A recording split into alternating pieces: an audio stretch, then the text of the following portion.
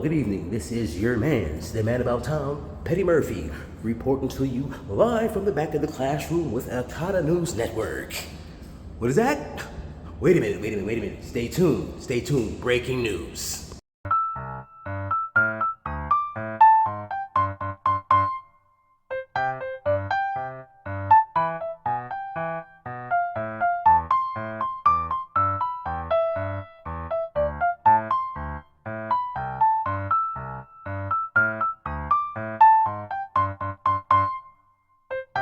Ilhan Omar is big mad. She's not talking with all that arrogance today. The largest welfare fraud scandal in all of America's history has happened in her district, Minnesota. So during that Democratic shutdown, the Republicans were working. Allegedly, the Somali community funneled fraudulent autism claims back to Somalia that goes into the accounts of Al-Shabaab, an Al-Qaeda terrorist group. So President Trump terminates the temporary migrant status for all Somalians. So let's talk about it. Allegedly, the Somalians found a way to exploit the HSS program of Minnesota. These funds were designated to autism, addicts, seniors, and those that needed help with housing. Word on the street, this program was ran loosely. Somali children are overly diagnosed with autism. They are enrolled in expensive social services programs. And then these inflated autism claims are submitted to Medicaid. I would say this is unbelievable, but this is happening in California as well. Within 4 years, the HSS program of Minnesota has increased from $3 million to $400 million.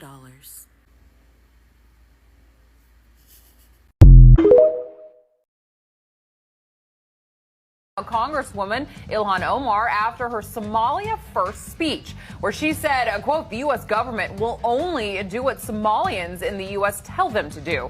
They must do what we want and nothing else. They must follow our orders, and that is how we will safeguard the interest of Somalia. We Somalians must have that confidence in ourselves that we call the shots in the United States. Sleep in comfort, knowing I am here to protect the interest of Somalia from inside the U.S. system. That is a lot of the word Somalia. Okay, so Omar added, we will liberate the occupied territories stolen from Somalia, Djibouti, Somaliland, and the northeastern province in Kenya that belongs to Greater Somalia. All right, DeSantis posting on social media calling for Omar to be expelled from Congress, denaturalized, and deported. And many on social media couldn't agree more, asking how a Somalian gets to sit in one of the highest levels of office and use her power to spend U.S. tax dollars and resources on her own selfish interests. Thoughts? I mean, sounds like a terrorist. Outrageous. In that speech. She's speaking like a terrorist. She's Somalia first, as she mentioned Somalia. I don't know how many times. I couldn't count. There were so many. Then go back to Somalia. Yeah, if you love it so much, go back. What about the interest of Americans? What about the interest of the people she represents? Nothing about that. So the argument is that a lot of people, in why she's got a safe congressional seat, is that in her small Minnesota district, it's got a huge Somali population.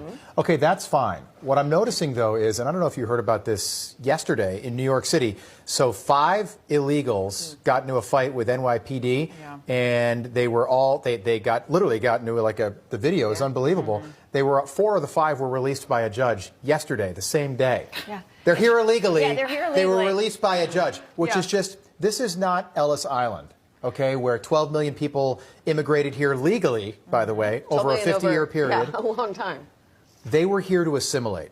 Okay, they were here to be a part of American culture. What we're seeing now is the exact opposite. These people, you look at these images from the southern border, you read those comments from Ilhan Omar. They're not here to assimilate. They're here to fundamentally change America and not for the better. And she's not for securing our border here. And you think about those people that attack those police officers. If they're willing to attack a police officer, what are you going to do to an everyday citizen walking the streets of and New then York get or away anywhere? with it? Right? A little slap on the wrist. Yeah, I mean, she's broken her oath of office. She's broken her oath of allegiance. I mean, when you take the oath of allegiance, you literally renounce every single foreign country.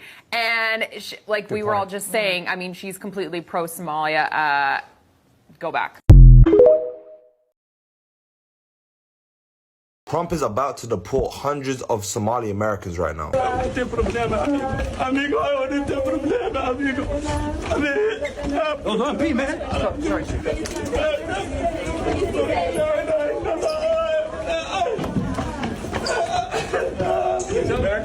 Moving on, 64 Somalis arrived at the JKIA today after being deported from the United States. The 71 were accompanied by U.S. security officials. Y'all remember when they was telling black Americans that they could get deported? Remember? 5 minutes later. When they're saying they're going to deport me, knowing full well that you cannot deport an American citizen. Now, if Ilhan Omar, a Somalian refugee, can't get deported, a black American most definitely can't get deported. We've been community leaders, business leaders, and youth leaders from the Somali community and from the Muslim community in Minnesota. And we're gathered here today to fully support and endorse President Trump. We're not black, we're not Arab, we're Somali. Let me start off by why we're not black. This is black, this is brown, and there's not a single person in the world that's this skin color. Do your research. Black is the absence of color. It's what you get when there's no color. It's what you get when you turn off the light. You get black. And yes, I know we are Somalis, not black. There, I said it. Somalis are not black. For a very long time, the Somali community or Somalis in America have not wanted to identify with blackness. They have not wanted to identify with the black community or have wanted nothing to do with black Americans. But now that Donald Trump is threatening to deport all of them or most of them, if not all of them, that's when they are now calling for black unity. That is when they are remembering black Americans. Now they want black Americans to stand with them during this tough time.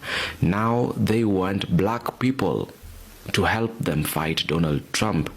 They are now all of a sudden calling for black unity. Somali says black Americans don't know their fathers. African Americans, they don't even know their fathers.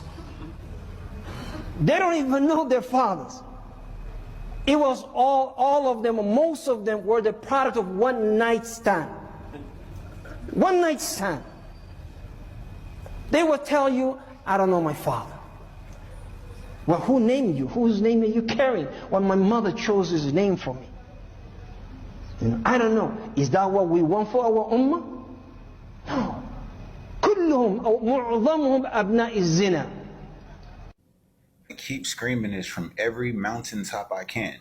That's Hassan Ali, and this is Ilhan Omar. We know who Ilhan Omar. Hassan is the president or prime minister of Somalia. They had a roundtable meeting with nothing but Africans talking about getting in to American politics, but understanding that they are 100% Somalian and they will never change. Now, in this clip that I'm about to show, Mr. Ali, Hassan Ali, is talking and he's letting it be known that Ilhan Omar is there to take a black American seat in Congress. It is very important in Ilhan tayo Somali tayo meesha sunuudo. Qofkii Soomaaliya oo aragtidiisu tahay nin madow ha qaato kursigaas ama qof ha qaato qof mool. Marka taas waa lagu dhiirigelinayaa sababtaan arrinkan ku soo celinaya Soomaalida oo sheegay. They are not here to be our friends. They are not here to fight for all black people. They are here to fight for Somalians. That's it. Those are not my words. It's their words. It's their actions, right? So before y'all jump on here, look, just another jealous black American. I'm not jealous of anything. We can't be beat. We're undefeated here. That's something y'all forgot. Mind you, this shit was on camera. So I want to know what y'all got to say about that. I already know that black Americans have no allies at all. We don't have friends here. We don't have allies here, especially Africans. It's sad, but it's true. And it's not coming from us. It's coming from you guys, because you guys come over here to this country, automatically look at us as enemy number one. Then you get caught on camera doing this kind of shit. It's absolutely crazy, but I love when people show their true colors. Please tell me who you are so I can believe you the first time. Enough to understand that members of Congress can't be impeached. You know, when you have Nancy and Randy saying, you know, we're on it, we're going to impeach her, when they're saying they're going to deport me, knowing full well that you cannot deport an American citizen. So all year, immigrants been running around screaming, Black Americans, y'all going to be deported next. Y'all going to be deported too. But you got an immigrant saying that she can't be deported because she's an American citizen, a naturalized citizen. When Black Americans are birthright citizens, like, we can't be deported. But yet, immigrants of all creed and colors, all of the immigrants, not just the black ones, but the white ones, the Native Americans, the Latinos, of course the Africans, the Caribbeans, they always screaming, oh, y'all next. They deporting black people too. Y'all next. Y'all gonna get deported next, Black Americans. Y'all think they're not gonna deport y'all if they're deporting their... But you got an immigrant saying that she can't be deported because she's a citizen. She's a naturalized citizen, y'all. Her citizenship can be revoked, by the way. But it's funny how they, when they're under the fire, it's like they know all the fucking rules and laws and, oh, you know, we can't be deported. But they want to fearmonger and try to, like, mislead Black Americans to feel like they're going to be deported. Y'all, the psychological warfare these people are playing on Black Americans is nasty. It's insidious. Trump, please hurry up and get these motherfuckers out of here. These people are just idiots. I really, you know, I'm at the point where it's become really hard to have an intellectual debate with any of these people because the level of stupidity that they are displaying every single day is frankly embarrassing, not just in Congress, but as Americans. And the fact that these people are allowed to say just the most ridiculous things tells you that the dumbing of the United States has arrived, because how else do we get a Trump presidency again?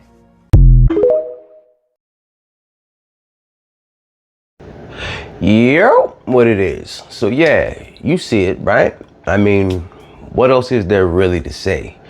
I mean, they pretty much said everything there is to say. And unless you're literally walking around with blinders on or just choosing to be continuously willfully ignorant, I mean, the writing's on the wall.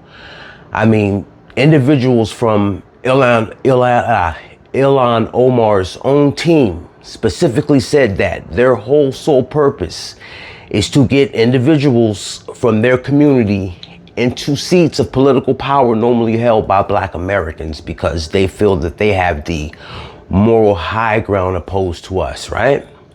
You see, in their own mosque and their communities, they preach that we don't even know who our fathers are. So, yo, Jackie, sorry, sir, I don't know you, never seen you, never met you.